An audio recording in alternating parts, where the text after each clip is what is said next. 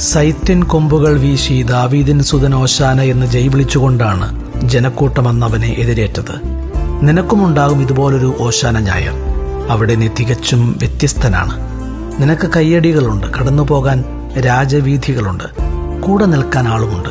പക്ഷേ കുരിശിന്റെ വഴികളിൽ ഇടറിയും പതറിയും തെറ്റിദ്ധരിക്കപ്പെട്ടും കല്ലെറിഞ്ഞും നീ മുന്നോട്ട് നീങ്ങുമ്പോൾ ദുഃഖവെള്ളി നിന്നെ കാത്തിരിപ്പുണ്ടെന്നോർക്കണം. അന്ന് ഒരാളും നിന്റെ കൂടെ വരില്ല.